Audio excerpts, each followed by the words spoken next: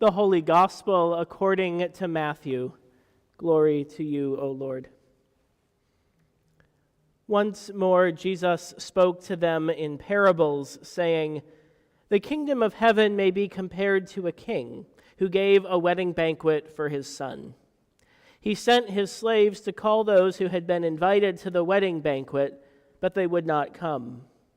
Again he sent other slaves, saying, 'Tell those who have been invited, look, I have prepared my dinner. My oxen and my fat calves have been slaughtered, and everything is ready. Come to the wedding banquet.' But they made light of it and went away, one to his farm, another to his business, while the rest seized his slaves, mistreated them, and killed them. The king was enraged. He sent his troops, destroyed those murderers, and burned their city. Then he said to his slaves, 'The wedding is ready, but those invited were not worthy. Go therefore into the main streets and invite everyone you find to the wedding banquet.'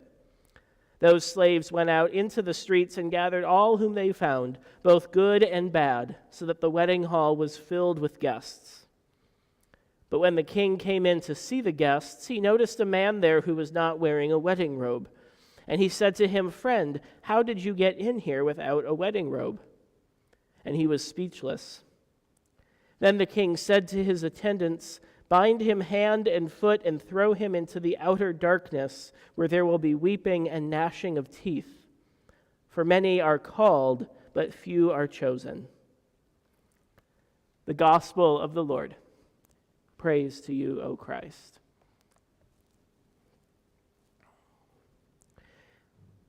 During my sophomore year at Lutheran High School North, part of our curriculum included a New Testament class.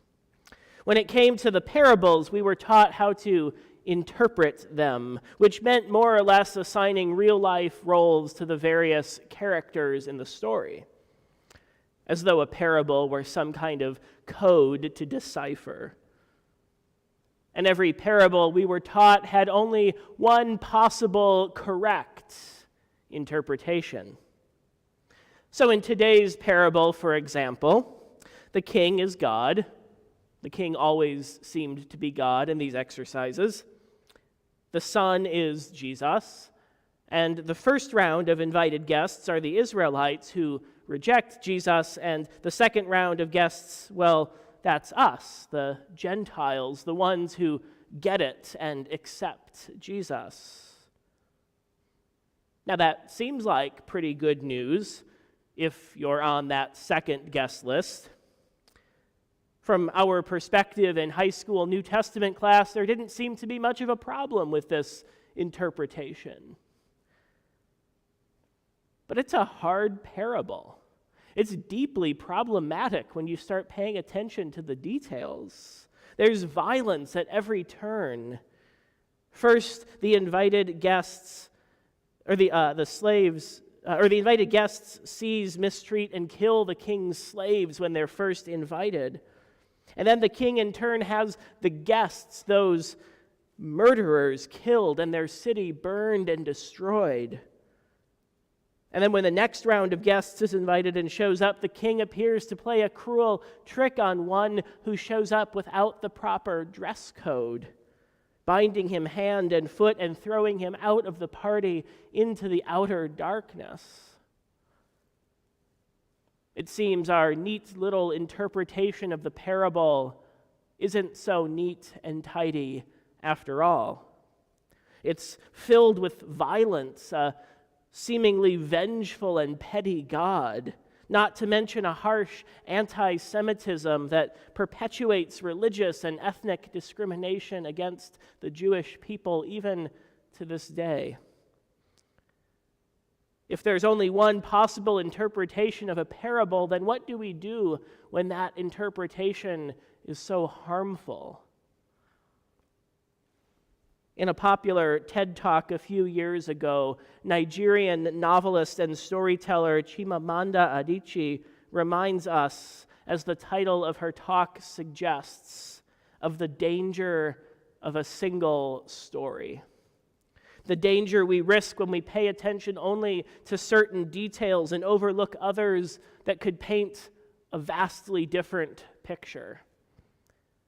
There's danger in the single story, Adichie says, to show a people as one thing, only one thing, over and over again, and that is what they become. There's danger in the single interpretation as well.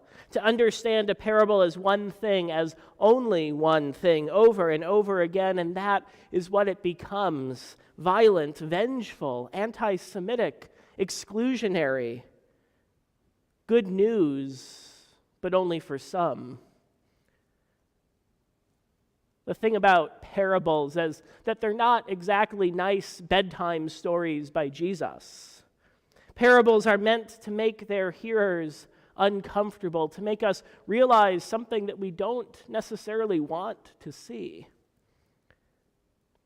This parable comes as the last in a series of 3 weeks of parables that we've been following along with in Matthew's gospel. These parables are directed at the chief priests and the elders of the people, the leading religious authorities of Jesus' day. And they begin by questioning Jesus' own authority. That's what sets this string of parables off. They question Jesus' authority, the authority that he uses to overturn the tables of the money changers and drive out those who have turned God's temple into a den of robbers. The authority that Jesus uses to cure the sick, to cast out demons, and to stand in solidarity with those who have been oppressed. The authority that upsets the status quo so much that it makes the chief priests and Pharisees angry enough to want to arrest and kill Jesus, just verses before this parable begins. The chief priests, the elders, and the Pharisees, these religious authorities, were confident that they understood the way that God works and acts in the world. It was a way that privileged those in earthly authority, them, at the expense of those who had none, everyone else. It was an interpretation of God that made them feel comfortable, that was good news for them and them alone. And what reason would they have to question that? As writer Anne Lamott puts it, you can safely assume you've created God in your own image when it turns out that God hates all the same people that you do. And so in response, Jesus tells this parable to upend the understanding of God that the religious authorities had come to expect. A vengeful, power-hungry king like Herod or the Roman Empire, whose reign privileged the powerful few at the expense of everyone else. Because why would a king reject the very guests who showed up to his banquet after explicitly inviting them? Wouldn't he know that guests dragged in from the streets wouldn't exactly have the proper wedding attire? Why would God, who makes a feast of rich food for all people, cast out one who comes to the table hungry? Why would God, the refuge of the poor and needy and those in distress, who wipes away the tears from all faces, who swallows up death forever, whose goodness and mercy follow and enfold us our whole life long, abandon us to weeping and gnashing of teeth? It's like Jesus is saying, that's not God at all. The king is who we so often make out God to be. But God is not the vengeful one at all. God is the one who is thrown out because God refuses to participate in a worldview that privileges the few at the expense of the many. What if Jesus is the wedding guest who shows up without the proper wedding attire, whose authority to cure the sick, to cast out demons, and to stand with the oppressed is such a threat to the status quo that it's enough to get him cast out? The good news is not that we're safely at the wedding feast while others have been killed or cast out.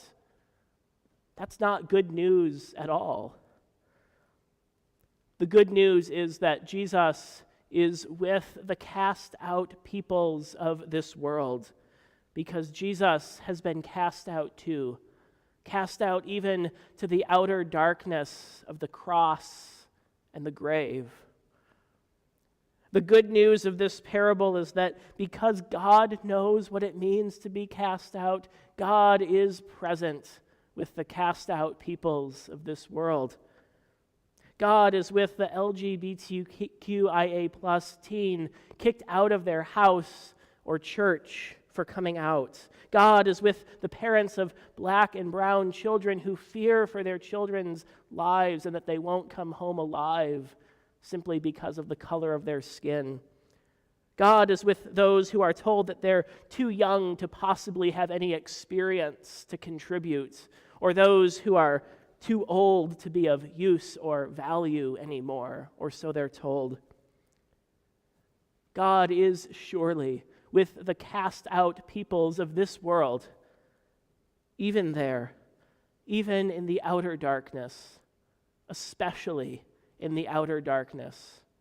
There is God, and that is good news indeed.